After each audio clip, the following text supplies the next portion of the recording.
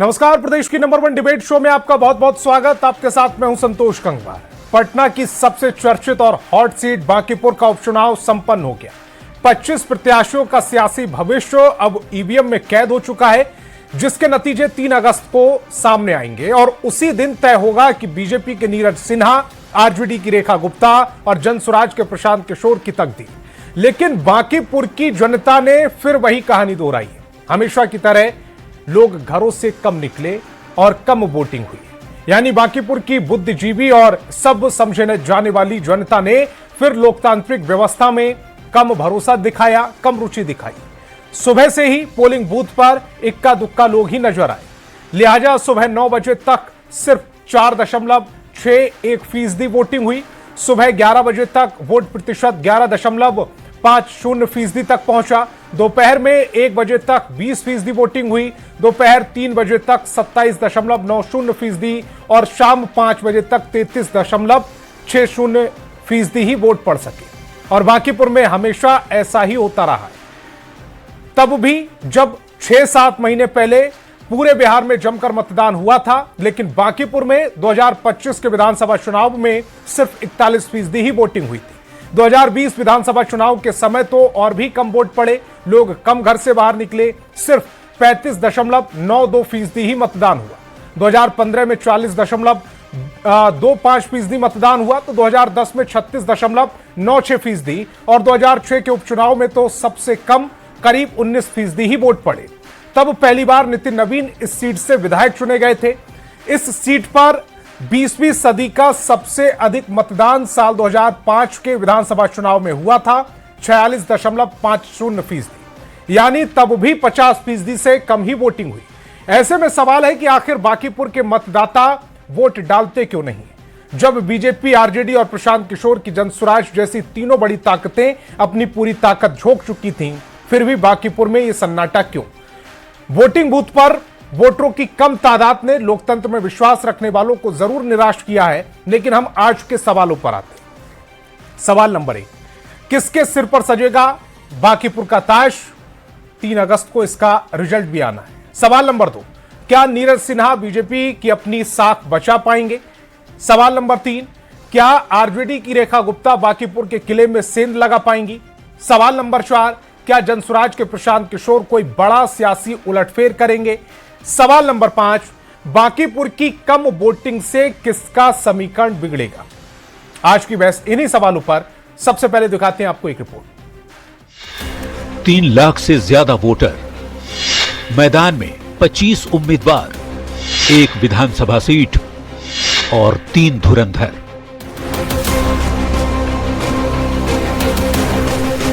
पटना की बांकीपुर विधानसभा सीट पर उपचुनाव हो चुका है और अब सबकी नजरें टिकी हैं 3 अगस्त पर, जब ईवीएम का पिटारा खुलेगा और वोटों की गिनती होगी। गिनती में कौन बाजी मारेगा ये तो 3 दिन बाद पता चलेगा। पर एक बात जो इस चुनाव में समझ आई वो ये कि बांकीपुर के मतदाता वोट ही नहीं डालते। 2026 उपचुनाव को हटा भी दें तो बांकीपुर की जनता वोट डालने के मामले में बेहद सुस्त रही है। पिछले कुछ चुनाव के आंकड़ों की यदि बात करें तो 2005 में फरवरी में हुए चुनाव में 34.4% वोटिंग हुई। 2005 में अक्टूबर नवंबर में हुए चुनाव में 33.2% वोटिंग हुई, जबकि 2006 के उपचुनाव में 19.85% वोटिंग हुई। 2010 चुनाव में 36.96% वोटिंग हुई, जबकि 2015 में 40.25% वोटिंग हुई। 2020 में 35.92% वोटिंग और 2025 में करीब 41% वोटिंग की गई। वैसे तो इन सभी चुनाव में बीजेपी ने बांकीपुर में बाजी मारी, पर इस बार जनसुराज के प्रशांत किशोर के मैदान में उतरने से ये मुकाबला बेहद दिलचस्प हो गया है। बांकीपुर विधानसभा सीट बिहार के सबसे जागरूक मतदाताओं की आबादी वाली सीट है। इसके बावजूद इतनी कम वोटिंग प्रतिशत होने पर सवाल तो उठता ही है कि आखिर बांकीपुर के मतदाता वोट क्यों नहीं डालते। न्यूज 18 के लिए पटना से संवाददाता रजनीश कुमार, विनीता मिश्रा और आनंद अमृत राज के साथ ब्यूरो रिपोर्ट।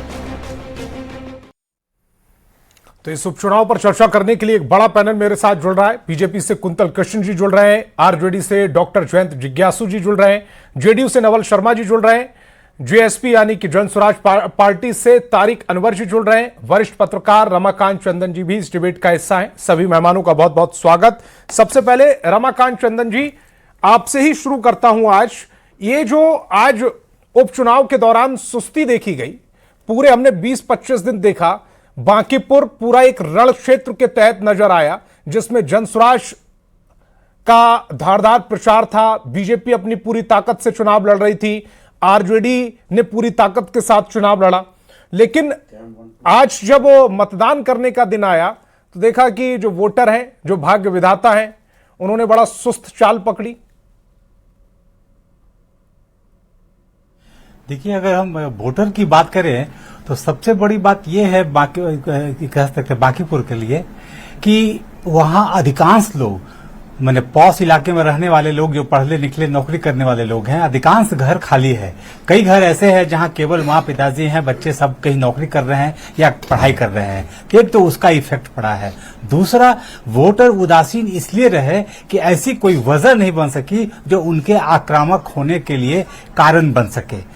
और तीसरी बात यह रही कि जब तक सीधी टक्कर जनसुराज और बीजेपी के बीच में थी, तब तक तो मतदाता के बीच में एक ध्येय था कि मुझे क्या करना है, मुझे बदलाव करना है या मुझे साथ में जो चल रही है साथ उसके साथ जाना है। लेकिन अंतिम समय में तेज प्रताप का उतरना एक ऐसे उहापोह की स्थिति ले आई जो कहीं न कहीं मतदाताओं को संशय की स्थिति में ले आया। इस संशय का भी असर जो है वोट प्रतिशत कम करने में रहा।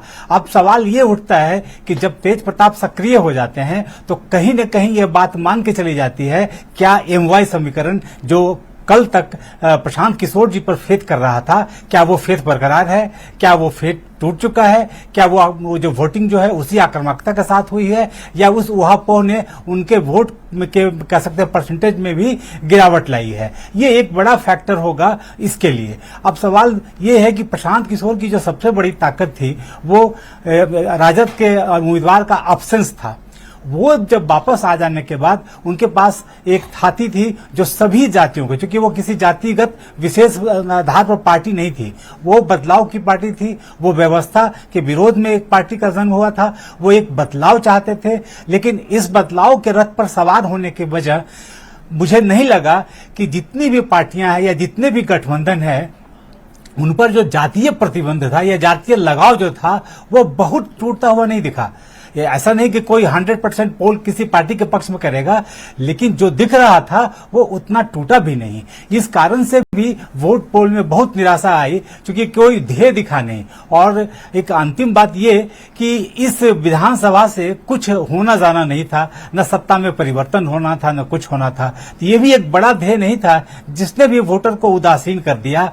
और निश्चित रूप से वो परसेंटेज जो है पिछले चुनाव से भी कम हो गया। और आप देखेंगे पिछले 3 चुनाव में वोटरों का एक तरह से आइडेंटिटी हो चुकी है। पिछले 3 चुनाव में देखेंगे तो जितना वोट पोल हुआ है उसका 39 से 42% वो लोग हैं जो भाजपा को पसंद नहीं करते हैं, और 59 से 62% वो लोग हैं जो राजद को पसंद नहीं करते हैं। इस बीच में प्रशांत किशोर जी की कह सकते आना हुआ, उससे लगा कि जो शेष जो पोल 60% नहीं हो रहे हैं, वो अगर पोल हो जाता है तो प्रशांत किशोर एक प्लस की स्थिति में रहते हैं। लेकिन उल्टा हुआ कि वोट पोल और भी कम गया। जो 60% वोट पहले से भी पोल नहीं होता था, उसकी सक्रियता तो छोड़ दीजिए, वो उसको कह सकते हैं आमतौर पर वो वोट बढ़ने के इजाफा की ओर भी नहीं बढ़े। और जो अभी तक अंदाज लग रहा है, हालांकि कल वो सुबह बताएंगे इलेक्शन कमीशन, लेकिन लगता है कि पिछले बार जो अभी लेटेस्ट आंकड़ा मेरी टीम की तरफ से आया है, जो लेटेस्ट आंकड़ा मेरी टीम की तरफ से आया है वो आया है 34.30% मतदान हुआ है अभी तक 6 बजे तक की जो वोटिंग हुई है। अब मैं आपसे बड़ा संक्षिप्त में ये जानना चाह रहा हूं, अमूमन जब वोटिंग कम होती है तो वहां जो पूर्व में जो टीम जो पार्टी जीती हुई होती है उसकी जीतने की संभावनाएं ज्यादा होती है। वोटिंग बढ़ती है तो हम अमूमन मानते हैं कि बदलाव की तरफ ये वोटिंग ज्यादा हुई है। अब स्थिति क्या है, क्या लग रहा है आपको बांकीपुर में? रिपीट हो रही है बीजेपी या बदलाव देख रहे हैं? देखिए, देखिए ये तो बिल्कुल ये फैक्ट है कि जब भी व्यवस्था के विरोध में वोट पड़ता है तो वो उसका परसेंटेज ज्यादा होता है। लेकिन अभी यहाँ दुर्भाग्य ये है कि ये एक सीट की बात है, पूरी व्यवस्था बदलने की बात नहीं है। और कहीं न कहीं वोटर के मन में यह भी बात थी कि इस एक सीट से कुछ नहीं होगा।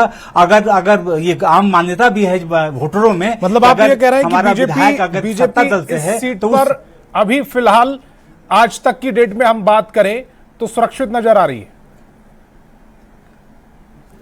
हाँ, सुरक्षित इसलिए नजर आई है कि तेजस्वी यादव के आने के बाद वोट का बिखराव हुआ, और जहां जहां वोट का बिखराव होगा वहां कह सकते हैं एनडीए गठबंधन को एज मिलेगा। लेकिन सवाल यह है कि जो वोट तेजस्वी यादव का था वो कितना ज्यादा परसेंट प्रशांत जी को मिला है, और क्या प्रशांत किशोर जी 7 वोट को भी तोड़ पाए हैं, इस पर भी निर्भर करेगा। ये आज की स्थिति में आराम से नहीं कहा जा सकता है, लेकिन मुकाबला तो है जहां एज भाजपा को है। जी कुंतल जी, ये विश्लेषण सुनने के बाद जाहिर तौर पर आप संतोष की सांस ले पा रहे होंगे। एक तो वोटिंग परसेंटेज अगर बढ़ती है तो माना यह जाता है कि व्यवस्था के खिलाफ वोट ज्यादा पड़ा है, ऐसा भी नहीं हुआ है। दूसरा ये कि चूंकि तेजस्वी यादव जब प्रचार करने आए आखिरी समय में तो माना यह जा रहा है, रमाकांत जी के शब्दों में कहूं तो उन्होंने जन स्वराज का नुकसान ज्यादा किया, उसका भी एज आपको मिलता हुआ दिख रहा है। संतोष जी, ये कोई नई बात थोड़ी ही हो रही है। जिस दिन से ये चुनाव घोषित हुए उस दिन से हम लोगों को पता है कि बांकीपुर की देवतुल्य जनता हमें ही आशीर्वाद देगी। बहुत सिंपल सा कारण है, एक तरफ हमारा किया हुआ काम है और दूसरी तरफ सिर्फ और सिर्फ लफाजियां हैं। हेतु पे दुनिया नहीं चलती है।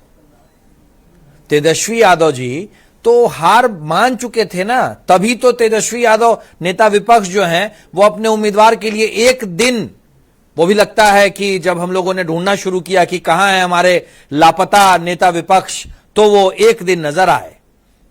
तो लड़ाई तो दूसरे और तीसरे नंबर की थी शुरुआत से। पहला नंबर तो फिक्स था, क्योंकि बांकीपुर की देवतुल्य जनता का आशीर्वाद है। एक तरफ एक ऐसे नवयुवक खड़ा थे जो 24 घंटे आपके बीच में रहते हैं, और दूसरी तरफ ऐसे लोग खड़े थे जो 3 तारीख के शाम के बाद तो नजर ही नहीं आएंगे। कुछ तो ऐसे लोग भी हैं जो आज के बाद नजर नहीं आएंगे, ढूंढना पड़ेगा कि लापता कहां चले गए। चूंकि बीजेपी को बूथ मैनेजमेंट की पार्टी कहा जाता है, आपके जो बूथ के कार्यकर्ता हैं उनसे क्या फीडबैक मिल रहा है? संतोष जी, बूथ मैनेजमेंट की बात नहीं है। जब आप भी लगातार काम करते रहेंगे और जब आप सेवा, शासन को सेवा का एक जरिया मानेंगे, तो आपको भी कहा जाएगा कि संतोष जी बूथ मैनेजमेंट के एक्सपर्ट हैं। हम तो जब शासन में आते हैं तो उसको सेवा का एक जरिया मानते हैं। इसीलिए जो बूथ पर तैनात किया गया था आपने, उससे क्या फीडबैक मिल रहा है बीजेपी को? संतोष जी, चुनाव भारतीय जनता पार्टी जीत चुकी है। हमें बांकीपुर के देवतुल्य जनता का आशीर्वाद मिल चुका है। और जहां तक रही बात वोटिंग परसेंटेज की, तो अभी आप स्टैटिस्टिक्स दिखा रहे थे ना, पिछले 7 चुनावों में अमूमन वोटिंग प्रतिशत जो है ये 34-35% ही रहा है अमूमन। पिछली बार, आज से पहले पिछली बार जब हुए थे बांकीपुर में उपचुनाव तो 19% वोट पड़े थे। पिछले 2025 के चुनाव में 41% वोट पड़े थे। उसके पीछे बहुत सारे कारण हैं जो चंदन जी ने बताया। ये जो इलाका है, इस इलाके में बहुत से वोटर ऐसे हैं जिनका नाम तो है पर वो यहां रहते नहीं है। कोई बाहर काम करता है, कोई पढ़ाई लिखाई। 18 वर्ष से ऊपर का हमारा जो साथी है वो कहीं पढ़ाई कर रहा है, हो सकता है वो वोटिंग देने नहीं आ पाया है। हम लोगों ने तो बड़ी कोशिश करी।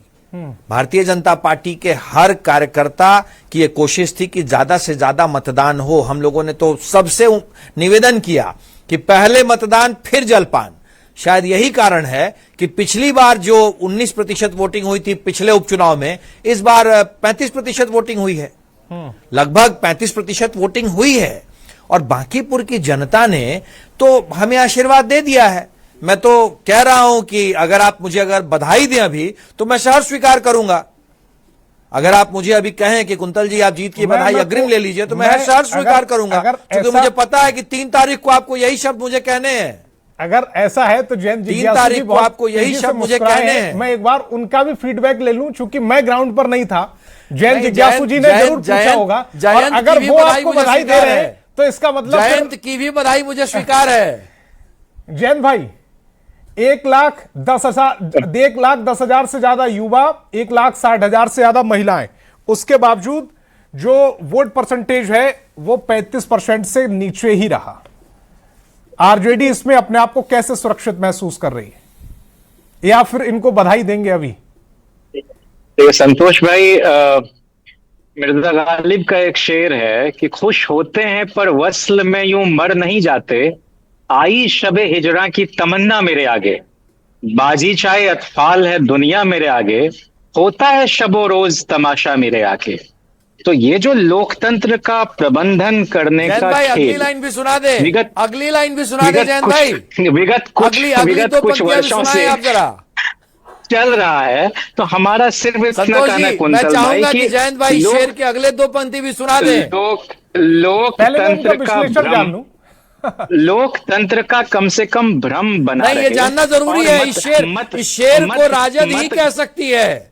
सावन का महीना है जयंत भाई, शिवाला की बात नहीं करेंगे, लेकिन इस शेर की अगली 2 पंक्तियां सुना दे। नहीं, वो आप सुना जयंत भाई, क्यों शेर का शेर की अगली 2 पंक्तियां आप सुनाए कृपया, मैं निवेदन कर रहा हूं। वो कह रहे हैं, जयंत भाई कह रहे हैं कि शेर कभी उधार नहीं रखा जाता, तो फिर जब आपका टर्न आएगा अगली बार तो आप पूरा कर दीजिएगा उसको। आप सुना रहे, मैं ये कह रहा हूं कि संतोष जी कि ये जो वोटिंग प्रतिशत कम है, और आपने दिखाया कि 6 चुनाव से कम है। 2015 में जब महागठबंधन बना था राजद जदयू कांग्रेस का, तब जरूर 40-45% के आसपास, यही 41 जो आप दिखा रहे थे हुआ। हमारा कहना है कि जो सत्तारूढ़ दल है और जिसके प्रत्याशी वहां लगातार जीतते रहे, अगर वह वहां के मताधिकारियों को मताधिकार केंद्र तक बड़ी तादाद में लाने में सफलता नहीं पा रहा है, तो यह निश्चित तौर पर चिंता की बात है।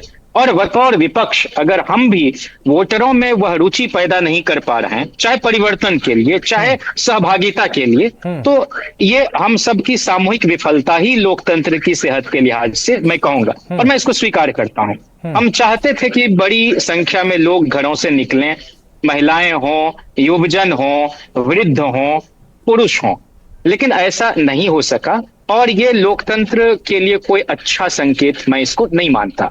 आरजेडी के लिए कैसा संकेत? जब ग्रामीण इलाके में नहीं, मैं वही कह रहा हूं, ये सबके लिए कोई अच्छी बात नहीं है कि पार्टिसिपेशन घट जाए, और खास करके जहां आप कह रहे हैं कि जागरूक मताधिकारी हैं, पढ़े लिखे हैं, बहुत चेतना संपन्न लोग हैं, फिर भी ना तो वो सत्ता में जो लोग हैं उन्हीं को और अधिक मतों से जिताने के लिए बाहर निकल रहे हैं, और ना तो परिवर्तन के लिए वो निकल रहे हैं। तो इसको जरूर ठीक करने की जरूरत है, और ये हम सभी दलों की एक सामूहिक जिम्मेदारी मैं समझता हूं। दूसरा, अभी कहा गया कि ये दूसरे तीसरे नंबर का मुकाबला, मैं इसको इस रूप में नहीं देखता, और हम सब जानते हैं कि ये कोई जाति, बिरादरी, मजहब विशेष के चश्मे से इस चुनाव को देखा जाए, यह भी उचित नहीं है। रेखा गुप्ता जी जो हमारी वहां प्रत्याशी हैं, पिछली मर्तबा 40,000 से ज्यादा वोट लाई, और हम समझते हैं कि उनकी छवि हर सामाजिक समूह के बीच बड़ी ही सौम्य और शालीन महिला के रूप में है, और वो वहां पर लगातार सक्रिय भी रही है। तो हम तो पूरी उम्मीद है कि इस चुनाव में भले सरकार की सेहत पर असर ना पड़े, लेकिन हमारे प्रत्याशी को बेहतर तरीके की स्वीकार्यता हासिल होगी, और हम जीत के प्रति भी आशान्वित हैं। बाकी तो अब जो खेल कर दें ये ईवीएम में, ये मैनेजमेंट में, शासन प्रशासन में, कुंतल भाई, इसलिए आज तो मैं बधाई नहीं दे रहा हूं, अंतिम नतीजे क्या होते हैं उसका इंतजार हम सबको करना चाहिए, मैं तो इतना ही कहूंगा। कुंतल जी, मैं जरा एक रिएक्शन तारिक भाई का ले लूं। तारिक भाई, कल जब हम डिबेट कर रहे थे, चर्चा कर रहे थे, तो ये कहा जा रहा था जन स्वराज की तरफ से कि बम्पर वोटिंग होगी, और बम्पर वोटिंग जो होगी वो बदलाव के लिए होगी, क्योंकि वोटिंग तो बम्पर नहीं हुई, वोटिंग का जो ट्रेंड था उसे देखकर तो निराशा लग रही है। तो कहीं उसी की निराशा आपके चेहरे पर तो नजर नहीं आ रही? नहीं, बिल्कुल निराश नहीं है हम लोग, और मैं ऑन रिकॉर्ड ये कह रहा हूं कि जो पोलिंग जो कम हुआ है, क्योंकि आप भी ने पूरा डेटा दिया है कि लगभग 4-5 चुनाव से इसी के इर्द गिर्द पोलिंग होती रही है, लेकिन आज जो पोलिंग कम हुई है वो इसलिए कम हुई है क्योंकि जनसुराज के कार्यकर्ताओं ने भारतीय जनता पार्टी के कार्यकर्ताओं को बोगस पोलिंग नहीं करने दिया, और ये 7-8% का जो आप कमी देख रहे हैं, ये इनके बोगस वोटर थे और जनसुराज बहुत मुस्तैदी के साथ। तो ऐसा क्यों किया किसी भी आपने? बूथ पर आप चले जाए, किसी को भी वोटिंग पोलिंग से स्टेशन पर रोकना चले तो जाए, ये वहां पर कानूनी जनसुराज अपराध के है। कार्यकर्ताओं ने तारिक भाई, नहीं, बोगस पोलिंग को रोकना कानूनी अपराध कहां से हो गया? बोगस पोलिंग जो ये लोग कराते थे, अच्छा, बाहर फर्जी से लोगों को लाकर, ठीक, फर्जी पोलिंग जो कराते थे, कार्यकर्ताओं को आप ये लाकर कह रहे हैं। लाइन हाँ। में खड़ी करके ये लोग कराते थे, फर्जी पोलिंग जो कराते थे, उसको जनसुराज के कार्यकर्ताओं ने रोक दिया है। आप अपने साथियों से आप पूछेंगे, पूरे दिन भर में जो गतिविधियां हुई, जिस तरीके से प्रशासन ने इन लोगों का साथ दिया, अगर हमारे कार्यकर्ता अगर बूथ पर मौजूद नहीं होते मजबूती के साथ, क्योंकि अभी तक होता क्या रहा है कि इस बांकीपुर विधानसभा क्षेत्र में कभी भी इस तरीके से कंटेस्ट नहीं हुआ। एक तरीके से महागठबंधन के लोग यहाँ वॉकओवर दिया करते थे, लेकिन पहली बार जब प्रशांत किशोर जी चुनाव लड़े हैं तो कार्यकर्ताओं में हमारे उत्साह था, जोश था, और इन लोगों ने भारतीय जनता पार्टी के कार्यकर्ताओं का सामना उसी भाषा में किया जिस तरीके से ये अभी तक दूसरों के साथ किया करते थे। इस वजह से भी यहाँ पर पोलिंग परसेंटेज में कमी आई है। ये जोश ही जोश था या इसका रिजल्ट भी देखने को मिलेगा? रिजल्ट आपको देखने को मिलेगा 3 तारीख को। और मैं जो बधाई लेने की जो बात हमारे भारतीय जनता पार्टी के प्रवक्ता कर रहे थे, स्वीकार कर रहे हैं आज, मैं कहता हूं कि आप इनको आज बधाई दे दीजिए, लेकिन 3 तारीख को ये बधाई रिटर्न करके फिर आप मुझे दे दीजिएगा। आप इन्हें बधाई दे रहे हैं? नहीं, आप अभी दे दीजिए इनको, मैं तो नहीं दूंगा, ये रिटर्न कर लीजिएगा 3 तारीख को। ठीक, नवल भाई मैं आपके पास आ रहा हूं, बस कुंतल जी का एक रिएक्शन ले लूं 30 सेकंड में, उसके बाद आ रहा हूं आपके पास। जी संतोष भाई जी, मुझे जयंत जी की बधाई भी स्वीकार है और तारिक भाई की बधाई भी स्वीकार है, क्योंकि मुझे पता है और इन्हें भी पता है, इन्हें भी पता है। जयंत भाई तो काफी पढ़ते रहते हैं गालिब साहब को, तो वो शेर भी तो नहीं याद ही होगा कि हमें मालूम है जन्नत की हकीकत क्या है, पर दिल के बहलाने को गालिब ख्याल अच्छा है। तो इन्हें जन्नत की हकीकत पता है। और दूसरी बात, ये जो हमारे जनसुराज के साथी कह रहे हैं, मैं आपको बता देता हूं आज क्या हुआ बूथ पे। बूथ पे सिर्फ इतना हुआ कि एपिक यानी पहचान, मतदाता पहचान पत्र और चेहरे में मिलान किया गया। भाई आप किसी भी कपड़े में आ रहे हैं, आपका चेहरा दिखना चाहिए। ये जब मिलान होने लग गया तो जनसुराज के साथी भागते नजर आने लग गए। ये मिलान होना, चूंकि हमें इस बात की खबर थी, इसीलिए हमने कल से ही प्रशासन से निवेदन किया था, इलेक्शन कमीशन से निवेदन किया था कि एपिक यानी मतदाता पहचान पत्र और चेहरे का मिलान होना चाहिए, चलना होना चाहिए।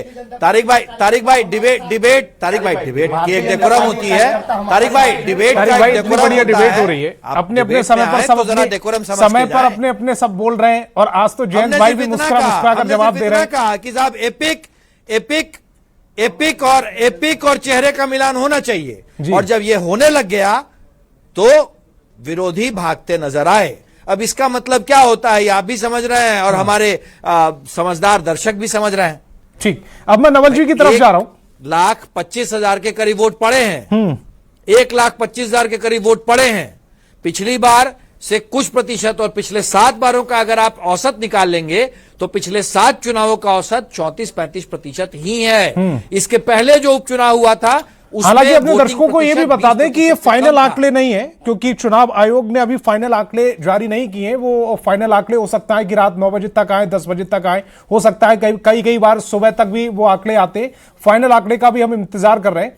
नवल शर्मा जी की तरफ मैं जा रहा हूं। संदेहास्पद होता है, ऐसे तो ना कहिए जयंत भाई, थोड़ा तो विश्वास रखिए। और इसीलिए तो काउंट आने में ठीक, मैं नवल सर की तरफ जा रहा हूं। नवल जी, मैं आपसे समझना चाह रहा हूं, चूंकि कुंतल कृष्ण जी ने आरजेडी प्रवक्ता से भी बधाई लेने की कोशिश की, उन्होंने नहीं दी। तारिक अनवर जी ने भी बधाई अभी तक नहीं रखी, उन्होंने पेंडिंग में रखी है कि अगर जीतती है बीजेपी तो बधाई देंगे। चूंकि आप उनके सबसे करीबी दोस्त हैं और जेडीयू बीजेपी के दोनों का ये जो कैंडिडेट था वो एनडीए का कैंडिडेट था। आपका विश्लेषण क्या है? आज आप अभी बधाई दे रहे हैं इन्हें या फिर आप इंतजार कराएंगे 3 तारीख तक? देखिए संतोष जी, सबसे पहले मैं चुनाव आयोग को बांकीपुर में स्वतंत्र और निष्पक्ष चुनाव कराने के लिए अपनी ओर से धन्यवाद देता। दूसरे, बांकीपुर की महान जनता को इस चुनावी प्रक्रिया में भाग लेने के लिए मैं फिर से धन्यवाद देता। रही बात, तो आपने पूछा कि आप देखिए, हमारी जीत तय है, इसमें कहीं कोई शक शुबा वाली बात नहीं है। चाहे जितने जयंत भाई बौद्धिक कुलांचे भर ले, लेकिन तस्वीर पूरी तरह साफ है। एनडीए उम्मीदवार की जीत पूरी तरह तय है। ऐसा मैं माफ कीजिएगा जी, ऐसा मैं 2-3 वजहों से बता रहा हूं संतोष भाई। अभी बात हो रही थी कि वोटिंग परसेंटेज कम हुआ, जन सुराज के प्रवक्ता अपने पक्ष में तर्क दे रहे थे। देखिए, सत्य जो रमाकांत चंदन जी ने बताया, सत्य उसी के इर्द गिर्द घूमता है। बांकीपुर एक शहरी क्षेत्र है, और दूसरी बात यह कि प्रत्येक शहरी क्षेत्र की यह खासियत होती है कि ग्रामीण क्षेत्रों की तुलना में वहां कम मतदान होते हैं। दूसरी बात कि यह बाई इलेक्शन था। बाई इलेक्शन की प्रवृत्ति होती है कि सामान्य इलेक्शन की तुलना में वोटिंग कम होता है, लेकिन कम वोटिंग होना अपने आप में कई सारे संकेत भी छोड़ जाता है। सबसे बड़ा संकेत तो यह देता है कि बांकीपुर की जनता स्टेटस को बनाए रखने के लिए इच्छुक है। यानी बांकीपुर की जनता, बांकीपुर क्षेत्र में परिवर्तन नाम की कोई चीज नहीं है। बांकीपुर के लोग एनडीए सरकार के विकास कार्यों से, एनडीए सरकार के सरोकारों से पूरी तरह संतुष्ट है। इसलिए वहां परिवर्तन की कोई लहर नहीं दिखी। सबसे खास बातें है संतोष जी कि देखिए, मैं फिर से बता रहा हूं कि जो भी उम्मीदवार हैं, उम्मीदवारों की एक लेगेसी होती है। तो एनडीए उम्मीदवार के पास जो लेगेसी है वह केवल और केवल विकास की लेगेसी है। माफ कीजिएगा जयंत भाई, थोड़ी कटु बात मैं बोल रहा हूं, लेकिन राष्ट्रीय जनता दल की लेगेसी क्या है? बिहार में जातिवाद, अराजकता, विकास आरजेडी की डिक्शनरी में कभी शामिल नहीं रहा। और बिहार के सारे लोग जानते हैं कि राष्ट्रीय जनता दल को वोट देने का मतलब है कि फिर से बिहार में उसी दौर की वापसी। प्रशांत किशोर जी चुनाव मैदान में खड़े थे। प्रशांत किशोर जी की पार्टी के बारे में सारे लोग जानते हैं कि न इनके पास कोई संगठन है, न कोई समर्पित कार्यकर्ता है, न प्रशांत जी के व्यक्तित्व की अपनी विश्वसनीयता है। बांकीपुर की महिलाएं, आज मैं देख रहा था टीवी कवरेज, तो बांकीपुर की महिलाएं चिल्ला चिल्ला कर बोल रही थी कि यही ना बोल रहे थे कि 15-25 सीट से अधिक आएगा जेडीयू को तो हम चुनाव नहीं लड़ेंगे। तो प्रशांत किशोर जी के वादों की विश्वसनीयता बार बार खंडित होते हुए लोगों ने देखा। लोगों ने यह भी देखा कि प्रशांत किशोर जी अगर जीत जाएंगे तो प्रशांत किशोर से भेंट करना अपने आप में बड़ा मुश्किल भरा काम होगा। हाई प्रोफाइल व्यक्ति हैं, कभी दिल्ली रहेंगे, कभी मुंबई रहेंगे, कभी विदेश में रहेंगे। तो बांकीपुर की जनता ने स्वाभाविक रूप से विकास को चुना और स्वाभाविक रूप से अपने घर के बेटे को वरीयता दी। घर का बेटा है एनडीए का प्रत्याशी, उनका उसी मिट्टी की उपज है, अनाथ व्यक्ति हैं, माता पिता नहीं है, और प्रशांत किशोर जी की तरह सैकड़ों करोड़ की संपदा के मालिक नहीं है। तो फिर से मैं, कल भी मैंने इस बात को कहा था और आज फिर से मैं दोहरा रहा हूं कि बांकीपुर की जनता इस बात को समझ नहीं पा रही है कि ये 500 करोड़ और 200 करोड़ का व्यक्ति अगर व्यवस्था परिवर्तन का नारा दे रहा है तो इसके नारे में कितनी गहराई है, इसके स्लोगन में कितनी गहराई है। तो इनके इस चुनावी पैतरे को, चुनावी द्वंद को बांकीपुर की जनता ने बेहतर तरीके से समझ लिया और इस बात को भी लोगों ने देख लिया कि ये वही प्रशांत किशोर हैं जो आज तक पैसे के बदले अपनी रणनीतिक सेवाएं देने के लिए देश में जाने जाते हैं। तो जिस व्यक्ति का पूरा अप्रोच है, पूरा दृष्टिकोण भौतिकवादी हो, जो व्यक्ति दिन रात पैसे के पीछे भागता हो, उसके लिए बांकीपुर की जनता के दुख दर्द क्या मायने रखेंगे, क्या महत्व रखेगा? तो ये सारे वो कारण है। खास बात है कि माननीय नेता नीतीश कुमार जी ने 20 वर्षों में बिहार को जिस तरह से सजाया और संवारा है, ले रहा हूं एनडीए सरकार, आपका रिएक्शन लूंगा भी इसी के बाद जी। बस मेरी बात खत्म हो जाए, 1 मिनट और में, एक लाइन और मैं और बोलूंगा संतोष जी। तो एनडीए प्रत्याशी के साथ जो विकास की बड़ी लेगेसी है, आज नरेंद्र मोदी जी के नेतृत्व में जिस तरह भारत का विश्व में डंका बज रहा है, और हाल में देखा कि आपने हॉर्मुज संकट जैसी विपरीत परिस्थिति में भी देश की अर्थव्यवस्था को और देश के आम आवाम को नरेंद्र मोदी जी ने जितनी खूबसूरती से और मजबूती से संभाले रखा। एक नई बात मैं बता दूं, ये 2-3 दिन पहले की बात है। ये नीट पेपर लीक को लेकर पूरे देश में हंगामा हुआ। तो जो जेएनजी है बांकीपुर का, वो देख रहा है कि नरेंद्र मोदी जी की सरकार परीक्षा व्यवस्था की खामी को दूर करने के लिए कितनी तत्पर है, एंटी पेपर लीक कानून को कितना सख्त बनाया गया है, और पूरे पार्लियामेंट में जो बहस हुई उसमें कांग्रेस और विपक्षी दलों ने एक भी सुझाव पेश नहीं किया। उनके लिए मानो उनके डिक्शनरी में शामिल ही नहीं है कि पेपर लीक कैसे रुके, कैसे न रुके। तो एक और वो सरकार है जो जेएनजी के भविष्य को संवारने के लिए दिन रात लगी हुई है, और एक और वो विपक्ष है जिसे केवल अपनी राजनीतिक दुकानदारी की चिंता है। क्या आपको लगता है कि ये जो छात्र आंदोलन खत्म हुआ, छात्रों के चेहरे पर खुशी आई, जब छात्र मूवमेंट खत्म हुआ तो छात्रों के चेहरे पर खुशी छा गई, लेकिन कांग्रेस, राष्ट्रीय जनता दल जैसे सारी पार्टियों के चेहरे पर मुर्दानगी छा गई। क्यों? इसीलिए कि अब इनका राजनीतिक शटर गिर गया। ये लोग चाह रहे थे कि टकराव लंबा बढ़े ताकि राजनीतिक रोटी सेकने का मौका मिले। तो बांकीपुर की जनता बड़ी समझदार है, प्रबुद्ध है। प्रशांत किशोर जी बार बार बोलते हैं कि बांकीपुर की जनता बड़ी प्रबुद्ध है, वाकई प्रबुद्ध है।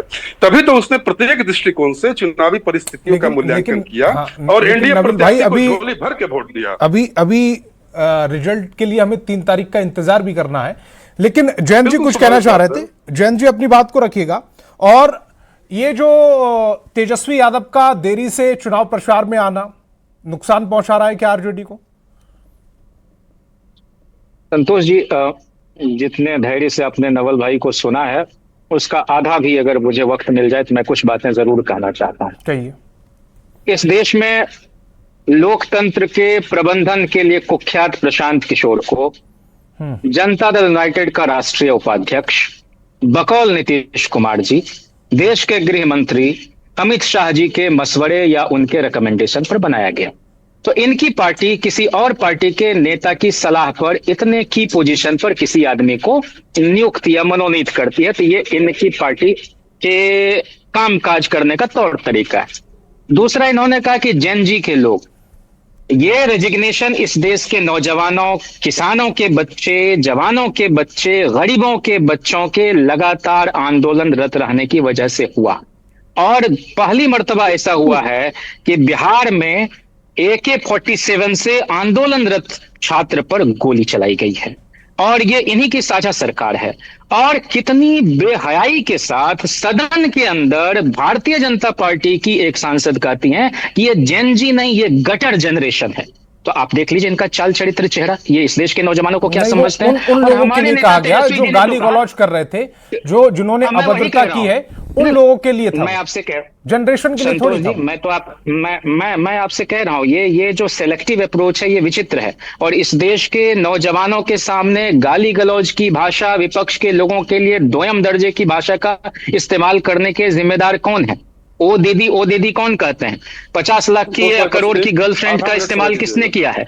विदेशी जर्सी गाय का इस्तेमाल किसने किया है? गाली गलौज की भाषा सदन में कौन करते? सदन में पहले प्रधानमंत्री और इकलौते प्रधानमंत्री मोदी जी हैं जिनके संसद के रिमार्क्स को एक्सपंज किया गया था राष्ट्रीय जनता दल के ही सांसद मनोज झा जी के पॉइंट ऑफ ऑर्डर के बाद।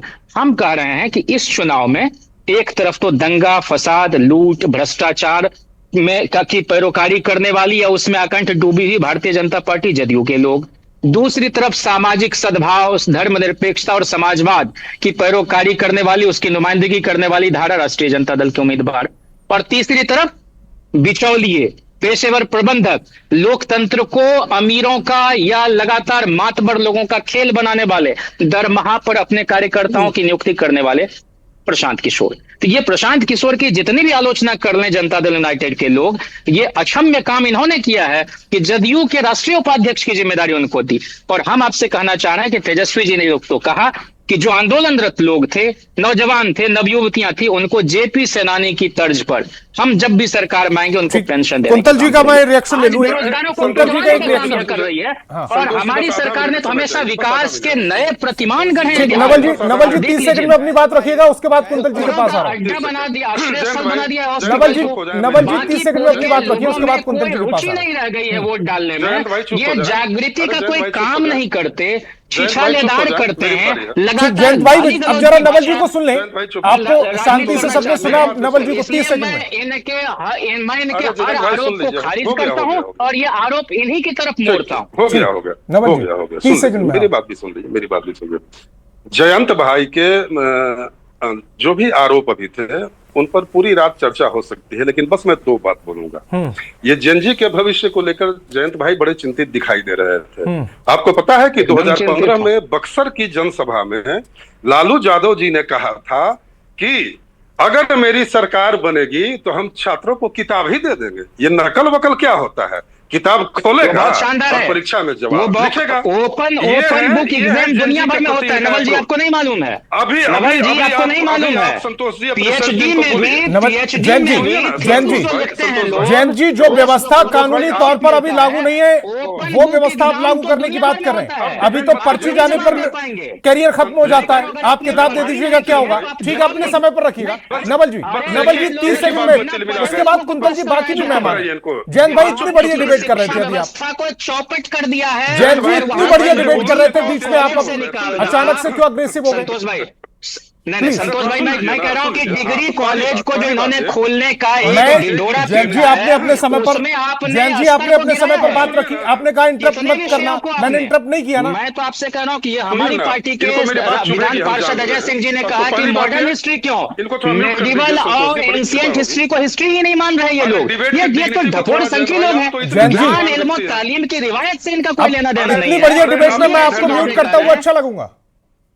अच्छा एक बात कहिए, ओपन बुक एग्जाम होता है दुनिया में कि नहीं? अरे आपकी व्यवस्था में शामिल है वो नहीं है ना? मैं कह रहा हूं कि हम करेंगे। नवल जी को जरा स्क्रीन पर रखिएगा, बाकी सभी की आवाज डाउन कर दीजिएगा प्लीज, समय नहीं है। इसी को ले आओ, नवल जी कहना चाह रहे थे। हाँ, तो मैं ये बता रहा हूं कि जेएनजी को और बिहार की, ये देख रहे थे पार्लियामेंट में लोग कितना हंगामा कर रहे थे, परीक्षा लीक, और इनके नेता बोलते थे कि हमारा बस चले तो हम किताबें दे दें। नकल क्या करना है, किताब खोलो और लिखो। एक दूसरी बात है कि क्या आप जानते हैं कि ये व्यक्तिगत आरोप की श्रेणी में बिल्कुल भी नहीं है। मैं पूरे आदर के साथ कहूंगा कि माननीय मीसा भारती जी ने एमबीबीएस टॉप किया था पूरे बिहार में, और कहा यह जाता है कि जिस व्यक्ति ने उन्हें डॉक्टरेट की उपाधि दी, उन्हें सलाह दिया था कि कृपया आप मनुष्यों का इलाज कभी मत कीजिएगा। तो इनके जमाने में कैसे परीक्षाएं होती थी और कैसे टॉपर बनते थे, काला चिट्टा खोल देंगे जयंत भाई। लेकिन तब क्या है ना कि मैं बड़ा ही मर्यादित व्यक्ति हूं, मैं कभी मर्यादा की सीमा को नहीं तोड़ता हूं। दूसरी बात यह कि आपने कई सारे, बस अंतिम लाइन संतोष भाई, अंतिम लाइन, आपने कई सारे आरोप लगाए जयंत भाई। मान लिया कि आप अपने आप को बड़ा प्रगतिशील बता रहे हैं, लेकिन बिहार की जनता के चित्त से आप क्यों उतर गए हैं? बिहार की जनता दोबारा आपको देखना क्यों नहीं पसंद कर रही है? क्यों? क्या बुनियादी कारण है? इसी चुनाव में बिहार के लोगों ने देखा कि बांकीपुर में चुनाव हो रहा है और आपके नेता यूरोप में भ्रमण कर रहे हैं। क्या कर रहे थे यूरोप में? वो अपने कार्यकर्ताओं को असहाय छोड़कर। ठीक है, मेरे पास थोड़ा सा समय कम है, कुंतल कृष्ण जी 1 मिनट में अपनी बात को रखिए। 1 मिनट में निशांत कुमार का एडमिशन क्या राबड़ी देवी जी के रिकमेंडेशन पर हुआ था बीआईटी मिश्रा में कि नहीं? जैन जी समय मेरे पास कम है, मेरे पास अभी 3 मेहमान। निशा जी पर, अरे निशांत कुमार कितना बड़ा इंजीनियर है, अब तक तो इंजीनियर है। बांकीपुर का उपचुनाव बहुत सारे मुद्दों पे लड़ा गया, उसमें एक जेएनजी का मुद्दा भी हो सकता है। और मैं तो संतोष जी सिर्फ इतना पूछना चाहता हूं कि जिस वक्त ये जेएनजी पूरे देश में अपने किसी मांग को लेकर के आंदोलनरत थे, जो मुझको बदनाम करे हैं, काश में इतना सोच सके। मेरा दुनिया के किस कोने में थे, क्या कर रहे थे? पहली बात, जिस व्यक्ति ने इस आंदोलन के समय एक शब्द भी कहने की जहमत नहीं उठाई, वो व्यक्ति अपने आप को हिमायती कह रहा है। दूसरी बात, इनके जो उम्मीदवार हैं वो चुनाव लड़ रहे थे बांकीपुर, यानी राजधानी में, राजधानी के दिल में चुनाव हो रहा था, और नेता विपक्ष और राजद के सबसे बड़े नेता गायब थे। एक दिन के लिए आए, इनमें भी 4 चैम्बर होते हैं और सबसे महत्वपूर्ण चैम्बर में चुनाव हो रहा है। बहुत ही सभ्य महिला है, एक आदमी की पार्टी नहीं है हमारा, बहुत ही सभ्य महिला है, पर उनके साथ जिस तरह की राजनीतिक असभ्यता तेजस्वी यादव जी ने की है, इसका जवाब तो आपको भी पूछना चाहिए, क्योंकि आप भी एक कार्यकर्ता हैं। और नेता जब अपने कार्यकर्ताओं के साथ इस तरीके का व्यवहार करे तो उसे नेता रहने का कोई हक नहीं है। जैन जी, ठीक, आपके हमारे यहाँ नॉन बायोलॉजिकल नेता नहीं है, मनुष्य है, मनुष्य का जीवन जीते हैं। नेता विपक्ष के पद से हटा दें, भ्रमण पर निकलना चाहिए करते हैं भाई। 1 मिनट आपका। जब तक तेजस्वी यादव नेता विपक्ष रहेंगे तब तक ऐसा ही होता रहेगा। तेजस्वी जी जब तक नेता विपक्ष रहेंगे आपको बेलगाम नहीं होने देंगे, आपको बेशऊर नहीं होने देंगे, आपको बददिमाग नहीं होने देंगे, आपको निर्लज्ज और बेहया नहीं होने देंगे। यही जिम्मेदारी लीडर पोजीशन की। 2015 का जो स्टेटमेंट था उसको वो कह रहे हैं। नहीं, लालू जी का तो पूरा कार्यकाल ही उस तरह का रहा, तो उस समय भी अगर सम्राट चौधरी अगर न कर पाए तो बड़ी शर्म की बात है। दूसरी बात कि बांकीपुर का जो विधानसभा चुनाव हो रहा था, ये कोई दिल्ली के मुद्दे और टर्की और इसराइल के मुद्दे पे नहीं हो रहा था, ये चुनाव बांकीपुर के मुद्दे पे हो रहा था। तारिक भाई मुझे छोटा सा जवाब दीजिएगा, सम्राट चौधरी आपने एजुकेशन को, डिग्री को लगातार मुद्दा बनाया 2 चुनाव में, उपचुनाव में भी बनाया और विधानसभा चुनाव में भी बनाया। अगर आप ये चुनाव हार गए तो फिर ये मानेंगे कि ये मुद्दा नहीं है बिहार की जनता के लिए? काबिलियत सिर्फ चुनाव काबिलियत सिर्फ ज्यादा डिग्री इकट्ठा करने से नहीं होता। मतलब ये नहीं है, चुनाव हार जाने का मतलब ये नहीं है कि आपका मुद्दा इरिलीवेंट हो गया। हमारा जो मुद्दा है डिग्री को लेकर, यह मुद्दा बना रहेगा। हो सकता है कि जनता थोड़ी देर से समझे, लेकिन बांकीपुर की जिस जनता को हम कह रहे हैं कि ये बहुत प्रबुद्ध जनता है, ये इस बात को कंसीडर कर रही है। और आप जब 3 तारीख को जब रिजल्ट आएगा तो आप देखेंगे कि जिन 3-4 मुद्दों को हम लोगों ने उठाया था इस विधानसभा चुनाव में, उस पर बांकीपुर की जनता हमें वोट की है और भारतीय जनता पार्टी को 35 सालों के बाद यहां करारी हार मिलने जा रही है। ठीक, रमाकांत जी 1 मिनट आपका क्लोजिंग स्टेटमेंट। देखिए संतोष जी, मैं एक बात ये कहना चाह रहा हूं खास करके जयंत जी को कि यह चुनाव केवल जीत हार के लिए याद नहीं किया जाएगा। यह चुनाव इसलिए भी याद किया जाएगा कि बिहार की जनता को बांकीपुर विधानसभा क्षेत्र से एक मौका मिला था यह चुनने को कि वो भाजपा को पसंद करती है नहीं पसंद करती है। वह जनता बदलाव चाहती है, व्यवस्था के विरोध के साथ खड़ा होना चाहती है। इसका एक मौका जो मिल रहा था उसे अंतिम समय में आकर के तेजस्वी यादव ने एक सामान्य विभाजन जैसे आम चुनाव की तरह होता है वो एक विकल्प आगे रख करके निश्चित रूप से उस सीधी लड़ाई को त्रिकोणात्मक संघर्ष में बदल दिया गया। और उसका परिणाम क्या होगा वो तो 3 को पता चलेगा, लेकिन तब वो अपनी इस भूल को जयंत जी स्वीकार करेंगे कि अंतिम समय में त्रिकोणात्मक बनाना किसी भी मकसद से कितना दूर जाना होता है। नहीं, लेकिन आप ये कह रहे हैं कि जेडीयू को आरजेडी को जनसुराज को समर्थन कर देना चाहिए था। सीधी लड़ाई भारतीय जनता पार्टी और जनसुराज के बीच है। हार जीत जिसकी भी हो, आरजेडी कहीं भी नहीं है इस लड़ाई में। इसलिए संतोष जी मैं कहना चाह रहा था कि अगर आप भाजपा के विरुद्ध एक कह सकते हैं बड़ा विकल्प एक विपक्ष का बनाना चाहते हैं, लेकिन मुख्य विपक्षी पार्टी तो आरजेडी है ना, नहीं कोशिश करते वो क्यों अपने हथियार डाल दे? आरजेडी है, लेकिन वो आरजेडी कांग्रेस के बिना सलाह से अपना उम्मीदवार खड़ा कर दी। उसने ये साफ कह दिया कि बिहार में जैसा लगता है कि महागठबंधन नहीं है, हम केंद्र स्तर पर महागठबंधन करते हैं। एक इसारा वो भी था। कुंतल जी अब मेरे पास समय बहुत कम है, 20 सेकंड में आप अपनी बात रखिए जल्दी से। हाँ जी संतोष जी देखिए, अगर मसला डिग्री का है तो मैं चाहूंगा कि प्रशांत जो मेरे सीनियर भी हैं साइंस कॉलेज के, वहां तक तो ठीक है, उनके पास कौन सी डिग्री है? एक कोई डिग्री बताते हैं जो एक अस्पताल ने अपने एम्प्लॉइज के लिए बनाया था। मसला डिग्री का नहीं है प्रशांत जी, मसला है यहां रहने का। राजनीतिक बहेलिये में और संघर्ष करने वाले कार्यकर्ता में अंतर होता है। 3 तारीख को पता चल जाएगा। दूसरे और तीसरे की लड़ाई में इसी पॉइंट पर इस डिबेट को रोकते तमाम मेहमान मेरे साथ जुड़े, आपका बहुत बहुत शुक्रिया। आज मतदान हुए और तकरीबन 35% के आसपास ही मतदान हुए, 35% से कम। अब ऐसे में जब 3 तारीख को रिजल्ट आएगा तो इसका इंपैक्ट कितना पड़ेगा?